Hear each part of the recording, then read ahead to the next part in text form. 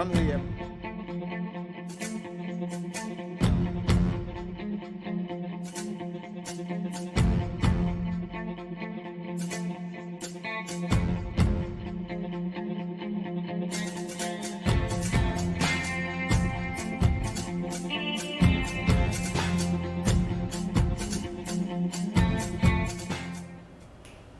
Hudson County View live at Uncut, and I'm your host. What you see is what you get, and what you don't is better yet, John Arhitis. And of course, we're going to talk the latest and greatest at Hudson County News. So, one unfortunate one, I guess technically out of Hoboken, though, we're in the Hudson River, this boat capsized, and unfortunately, there was about a dozen injuries and 2 fatalities. So obviously, very unfortunate set of circumstances. We're going to let you know what happened there. We're also going to talk about an appellate court decision that came in Hoboken. This was about the Hoboken Municipal Employees Association challenging the city over a pay dispute back in 2020, and the court ruled in favor of the union. So we're going to chat a little about that. We're also going to talk about a new lawsuit involving the Jersey City Board of Education. These 2 former Ferris High School students, both women, have made allegations here that they were assaulted by a teacher in the middle of class. So we're going to tell you what exactly those allegations entail.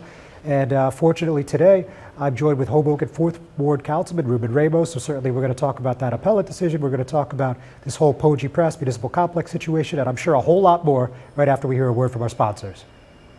Burns Brothers Memorials, Monuments, and Markers, 787 Tunley Avenue, Jersey City.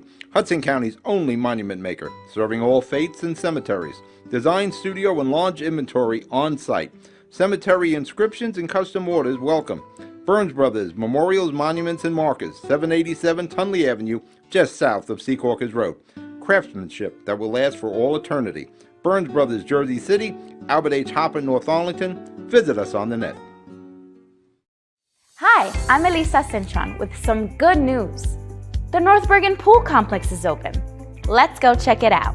New Jersey's best pool complex, open 7 days a week from 11 a.m. to 7 p.m. with pools for every age.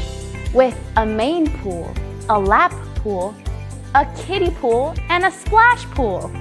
The pool complex also has concession stands with tables and benches and lots of shaded areas, with basketball and volleyball courts, changing room with lockers, and lots of fun.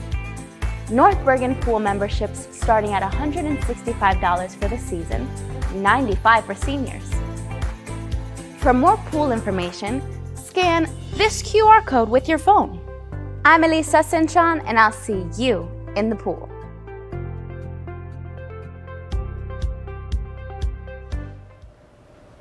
Hudson County View live at Uncut, John Arhitis. And as I mentioned a few moments ago, today I'm joined with Hoboken 4th Ward Councilman Ruben Ramos. Councilman, pleasure to have you. Thanks for having me, John. I really appreciate it. Yes, very welcome. So yeah, let's talk about what was going on at the council meeting. Not a particularly long one by your guys' standards, only about 2 hours, but it was just chock full of important resolutions and ordinances. So of course, the most important is probably the budget, right? Mm-hmm. So that's about a $132 million spending plan, and it's looking at a 2.56% municipal increase, but it's a flat tax rate overall when you include the Board of Ed and the county. So obviously when this got introduced, we were looking at a 5.6% municipal increase, and you know, obviously it looks like clearer heads prevailed, and you guys were able to work together. So just walk us through how you got to this point. Yeah, like I said at the council meeting, when I first saw the 5.6% tax increase, maybe on your website actually, an article from you, I thought it was an Onion article. Couldn't believe it. And I thought, if you're gonna do something like that, maybe have the backup, just as like almost like just put this out there as a red herring, but we have a plan to get it down to 2% or 2.5%. But then it seemed as the council meetings were progressing and the budget hearings were going on, it didn't seem like that was actually the case. It's like this is, they're actually going to want to push a 5.6% tax increase. But like you said, I'm glad that cooler heads prevailed at the end of the day. Let's get it at 2.5, 2.6% range, because talking to council members, that seemed like the range where people be comfortable with to provide equitable services for everyone, make sure we didn't have cuts. I mean, at first I did propose cuts because there were some issues that I cared about for my ward and throughout the city that I thought that could be included in the budget to try and increase the quality of life of residents in Hoboken. Those things were excluded there. I think it still could be a little top heavy, the budget is, but ultimately the most important thing that we do as a city council and as a government is to give our residents a clear state of mind of what their tax bill is, right, going forward, to make sure these are government services that we're willing to provide for you, are going to provide for you, and make sure that we still have a safe and healthy city moving forward. I think we accomplished that. I would have liked to cut a little bit more. I think a little too top heavy there, but ultimately I thought it was a good compromise. That's why I approved the budget, or voted in favor of the budget at the end of the day. All right. So at the municipal level, we're at 2.56. At the Board of Ed, it was a 2%. And at the county, we got a decrease. Was that about 4% or? Yeah, I think it was like 4 or 5% decrease. So the county, again, 2 years in a row, they really saved Hoboken's hide, looking at an overall 0% tax increase. But that's almost like cheating on a test, right? Our portion of that test is delivering our service for it, right? Not knowing what the other two agencies do. So we can still do a better job on our test portion of it. And overall, like our biggest blessing for Hoboken residents is that the other municipalities are growing. They're growing their rateable base, and we're growing and we're benefiting from that. For a number of years back in the 90s and the early 2000s, when Hoboken had our boom, and we were growing at a massive rate. We were feeding the county budget. We were the county budget. We saw our tax increases from the county go 5%, 6% each year locally, while we were holding our tax line at 1%, 2%, even 0% for a lot of years. Actually, most of those years are probably 0% budgets, because we were cognizant of the fact that our county portion was going up 6% those years. So it's finally nice to see that return coming back on our end, and seeing other municipalities throughout the county growing their rateable base, and we're a beneficiary of that. Right. Now, one thing that I know you were advocating for your ward was the multi-service center, and they've allocated. Not in my ward anymore, actually, with the gerrymandering or the redistricting of my ward. Multi-service center, 401st, she was in my ward since I was born, probably. Not in my ward any longer, but still, it's in Hoboken, so it matters to me, right? Got it. So one of the things there, we were able to include $300,000 to start the initial planning process and phase of that, to revitalize that building. I think it's way overdue, and I think that was a big contention point with the referendum we had with the Board of Education and their new high school. I think if you look at all of our schools throughout the city, they are dilapidated, they are in need of dire repair there. But I think when they went it was overwhelming with like recreational facilities. Yeah. And I think us as a city should be providing those recreational opportunities, so they could just try and build a great school that could provide a dynamic education for their population, and then enhance the other buildings as well as they move forward. So I want us to do our part, and them to do their part academically, our part recreationally, and hopefully that we'll keep cost downs on both ends for both of us going forward. So speaking about the Hoboken Board of Ed, there's a rumor that perhaps you may have a little detail on. So people are telling me that this budget had a $1 million pilot from 770 Jackson Street going to the Board of Ed, but apparently that allocation is not actually going to be possible. It's not in our budget. I know I advocated for the 770 Jackson to have the pilot go to a portion of our schools.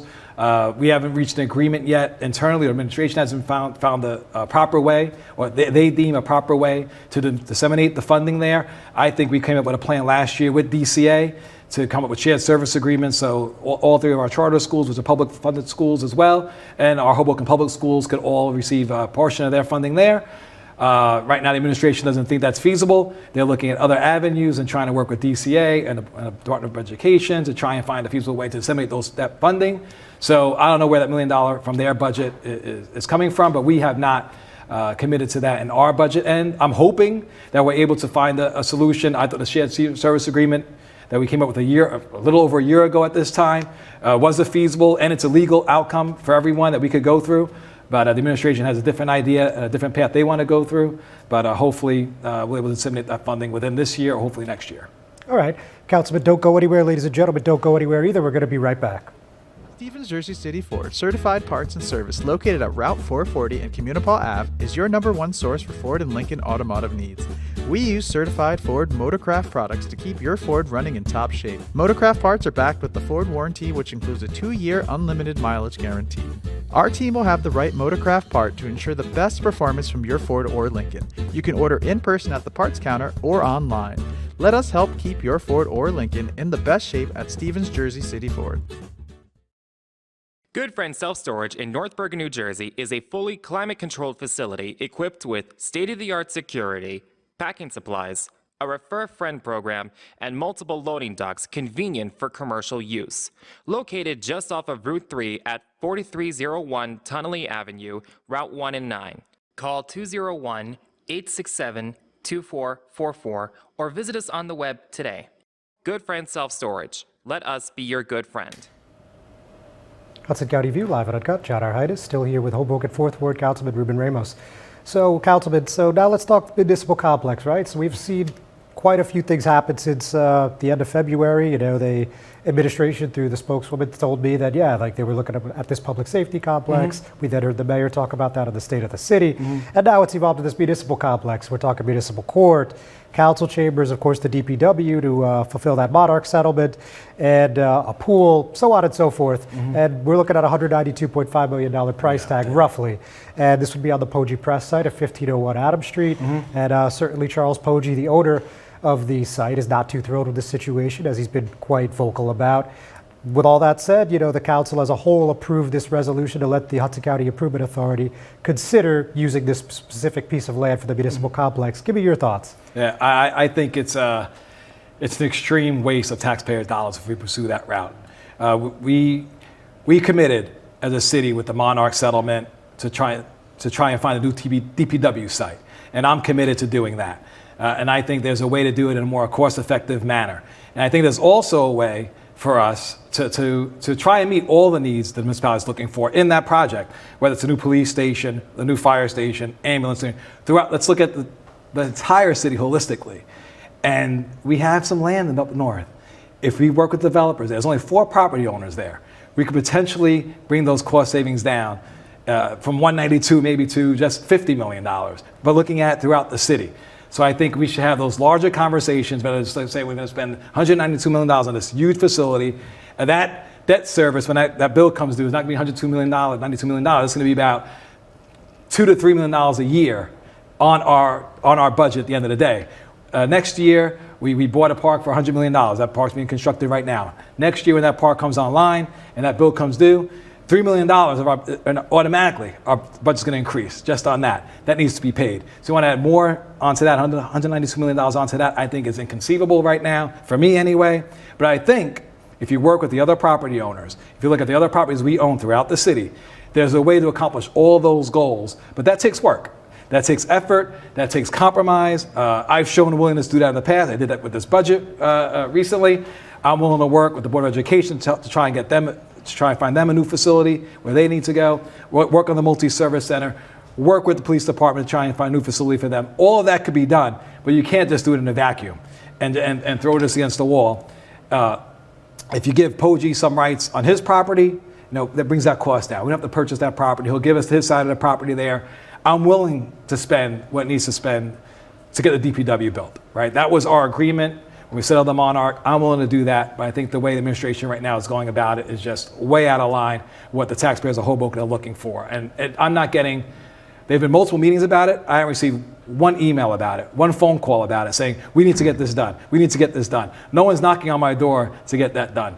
People did knock on my door saying, when I was a no supporter in the referendum for the Board of Education, high school, said, okay, you voted no. What are you going to do about that? And that's when I really started pushing hard for the multi-service center. I spoke about it for years, but that was really my impetus to start pushing harder and harder to see the multi-service center get through there. And there's ways that we could do the multi-service center and not have to pay for that as well, or pay a minimal cost.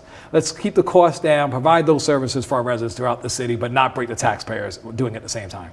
Right. So whether the HCIA is utilized or not, this is going to probably be a protracted legal battle, right? I mean, this isn't something that's going to get done in a week or a month or 3 months even, right? And the cost of the property's been appraised at 19.3. Poggi said that's a non-starter. And, it looks like this is going to take quite a while. And with the DPW site has to be completed by November 24, it's a tight timeline. Listen, the mayor does have the authority to grant eminent domain, right? He does have that authority. What we're doing now, we're not holding the price back for the bond that he needs to say, hey, we want to offer you $19 million, here's your $19 million with the bond issue.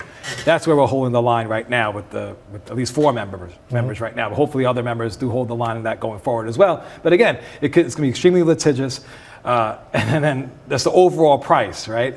Has to be mind-boggling. I mean, at the end of the day, right, I have kids. And I say, okay, and they'll tell my kids, will tell me, okay, I want this, I want this, I want that. Well, you know what, you can't have all those things, right? And then we have to do that as a municipality as well. We want all these things, but okay, how are we gonna pay for these things? And do you need, my daughter wants a Ferrari. I said, no, you can't have a Ferrari, you can have a Hyundai, right? 'Cause that's what I could afford. So, but the Hyundai gets you from A to B. So maybe the Hyundai municipal complex will get us where we need to go. But there's other property owners throughout the city potentially that provide those complexes that we need to provide a safe environment for our residents. Gotcha. And Councilman, finally, just briefly, now there was that appellate decision that came out on Friday at the Municipal Employees Association. Yeah, we lose a lot of lawsuits in Hoboken, it seems. It's like, let's just stop at the end of the day. It's like, what are we doing half the time? So yeah, they ruled in favor of the union, and Yeah.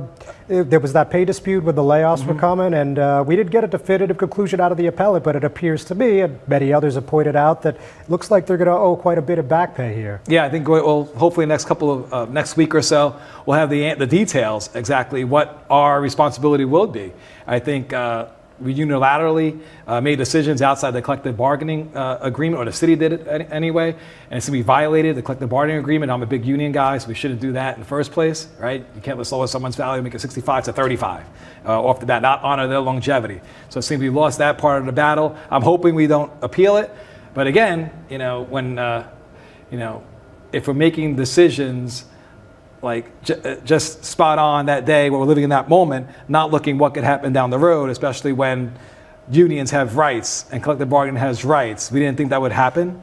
And this was going to be the outcome of that. It's just any bargaining unit in the state of New Jersey that went down Hoboken's path that they went down would have the same result. It's like almost mind-boggling that it went down that path in the first place. Got it. And I was against it at the time. I thought it was very extremely unfortunate we lost those longtime employees in that way. Very good. So it's regrettable. Councilman, always a pleasure. Thanks for I joining me. appreciate your time. It's hot in here, guys. Let's get the air conditioned. And next time we talk sports. All right, fair enough. Ladies and gentlemen, thanks for tuning in. We're not done yet. We'll be right back. Consumer Carpets, 3408 Kennedy Boulevard in the Jersey City Heights, your one-stop store for residential and commercial floor treatments, carpeting, linoleum, tiles, laminates, hardwood floors, area rugs, remnants, all major brands, all in stock. Free estimates, same-day installation. Consumer Carpets, it's savings, selection, installation. Credit cards and debit cards accepted. Financing available. Consumer Carpets, price to fit your budget, installation to fit your schedule. On the net at consumercarpets.com. Consumer Carpets, Jersey City, 201-792-2712. Newport, the luxury waterfront community on the Hudson River, offers a quality of life you deserve in one of our many high-rise towers.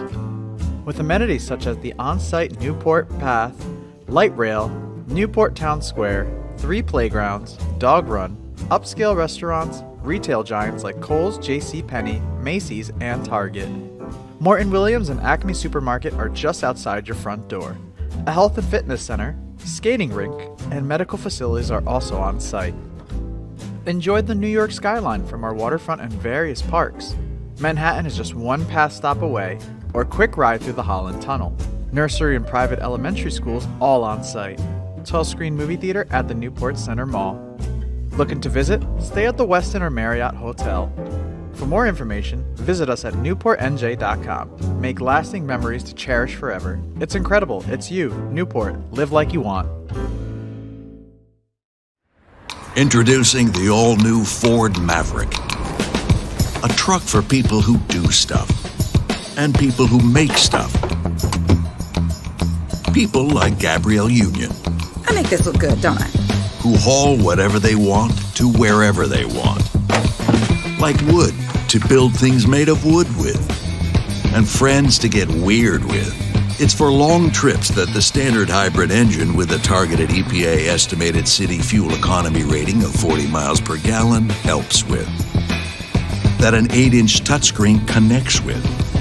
And any trip that this interior makes more comfortable. But we'll let Gabrielle tell you all about it. Or I could just tell them it's a Ford truck that starts at less than $20,000 MSRP. Yep, that works too. The all-new Ford Maverick, built to defy expectations.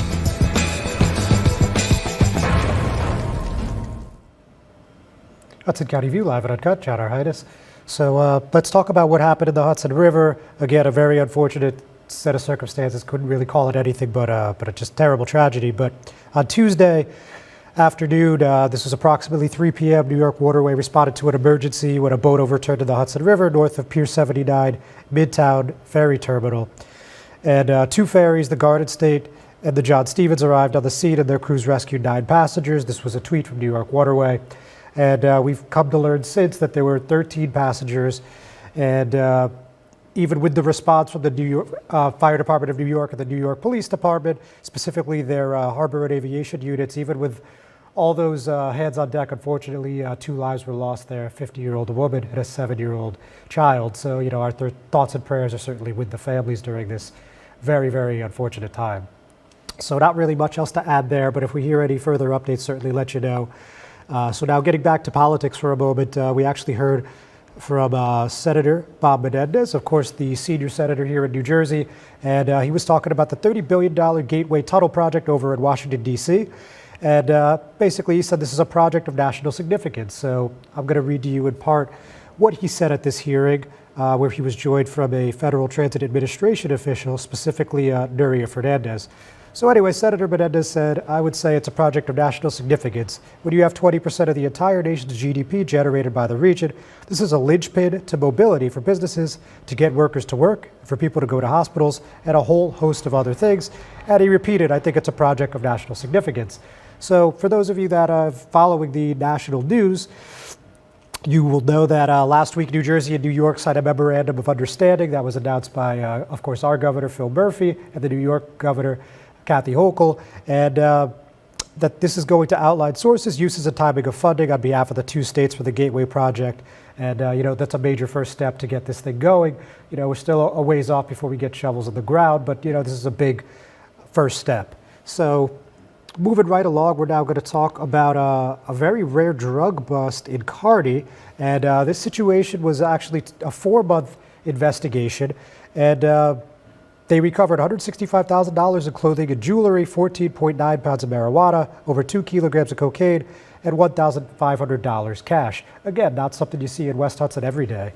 So with that, there are 2 arrests that they announced here. Javier Ortega, he's 40, and he's from Newark, and Severiano Ibert Perez, who's 42, and he's from Bronx, New York, and they were charged with burglary, theft, and conspiracy. Now, this also was a multi-agency investigation, not just the Kearny PD. They also had a hand from the New Milford, North Bergen, and Jersey City police departments. Said this was their detective bureau. That Kearny Detective Bureau is under the direction of Deputy Chief Scott McPhee. So it's a bit of a long story, but on February 27th, Kearny PD received a report of 2 residential burglaries, and they were connected to incidents in North Bergen and Jersey City within about a month span, February 22nd and March 29th, respectively. And this actually involved also some assistance from the Office of the Bronx District Attorney, because Kearny detectives actually arrested Perez at his home. So basically that's the story, though there are warrant complaints have also been filed charging Alexis Gonzalez, 43, also in the Bronx, with burglary and conspiracy to commit the aforementioned offenses. And we also heard from George King, who's the Kearny police chief, and he thanked the Hudson County Prosecutor's Office, the Bronx District Attorney's Office, Newark Police Emergency Services Unit, Newark Real-Time Crime Center, and the Essex County Prosecutor's Office for their help in the matter. So with that, we're going to take one more break. We'll be right back. Panepinto Properties, Jersey City, shaping the workplace with state-of-the-art office spaces and addresses your company desires. Building residences that define your home environment, adjacent to all modes of transportation with on-site parking available. The right address, the right lease. Call 201-521-9000 or visit online at panepintodevelopment.com. Panepinto Properties, building Jersey City for everyone. Not everyone celebrates the birth of a baby. You have options. Don't panic. New Jersey has safe havens for unwanted infants. Leave the baby with staff at any hospital, ER, police or fire station, or rescue squad. Call the number on your screen for safe haven locations or go to www.njsafehaven.org. No shame, no blame, no names. Safe Haven. Hudson County View, live at Uncut, John Arhitis.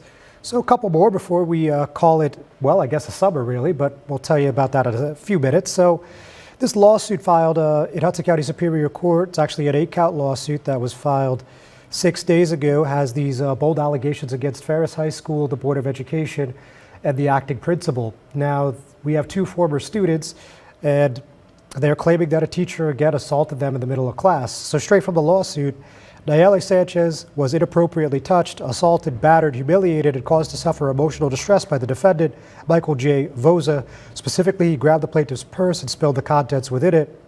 And then the lawsuit goes on to say that he punched her on the left side of the neck and head. And this alleged incident took place on May 3rd, 2019. So a little over 3 years ago. And there's another student in the same class. Her name is Sadishi Garcia Ventura. She makes similar allegations, though specifically she says Voza pulled her hair, grabbed her face and attempted to put lipstick on her, and later kicked her in the buttocks. And the suit alleges assault and battery, intentional infliction of emotional distress, negligence, negligent hiring, training and supervision, breach of duty of teacher and school personnel to student, and violation of civil rights. And they're represented by Paul E. Agrippidis, that's of Agrippidis and Morales PC out of Hasbrook Heights, and acting principal Jamie Morales is also named as defendants. And no comment from the Board of Education at this time. I imagine they're not going to do so until this thing is settled, but certainly if we hear from them, we'll let you know. The only other thing that I want to add is I actually saw something out of Trenton from one of our Twitter followers that pointed out that Voza has had his teaching certificate suspended, and that was far before this lawsuit was filed. I don't have the date handy, but certainly worth mentioning that he is no longer able to teach here in the state of New Jersey. So with that, we're going to just talk a little Jersey City Council from last night. And at that, it was a relatively short meeting, just about 2 hours. And actually, before we get to that, let's talk about the Cannabis Control Board just real quick. I mean, this is a marathon meeting, 7 hours. Thankfully, I had my reporter, Daniel Uloa, over there, and he did a great job, I think, at telling us what happened. I mean, we had actually 10 applications in front of the board, which is quite a few. So 4 ended up being carried to the next meeting just because they went so late. 3 received approval, 2 were postponed, and 1 was voted down. So I'll leave that at that for now because it's just so much information. But quite a few new dispensaries look like they're on the way to Jersey City. So with that, as I just started to say, let's get into the council meeting. So there was the Exchange Place Alliance Special Improvement District's budget, $3.75 million. That was approved, as were 3 dispensaries that we were just talking about. So the thing about the Exchange Place Alliance budget, SID budget, while this is nothing out of the ordinary, something that's on the agenda for the past 4 years now, the reason this has a little more intrigue this time around is because there's a lawsuit against the Exchange Place redevelopment plan. We have 2 Polish American groups and a resident, Gene Daly, claiming that this will obstruct the views of the Caton Monument. Of course, we remember how much of an uproar the city was up in when they were talking about moving this monument a few years ago, and some of those residents expressed concern about the monument not getting its due here and basically getting covered up by this plan. As it would be, the council still approved it by a pretty strong margin. That was 6-0-2, and we saw Joyce Waterman, who sits on the board for the SID, abstain, as well as Ward C Councilman Rich Baggiato. And we also saw 3 dispensaries approved, as I mentioned just a moment ago, and I'm going to tell you what those 3 are in just a second. That is WR Wellness, that is MMDNJ Inc., and the final one is Blossom Dispensary. So with that, ladies and gentlemen, we're going to actually call it a summer. Hudson Media Group's going to go on hiatus until after September 11th. So we will see you in about 2 months. Everybody have a great and healthy summer.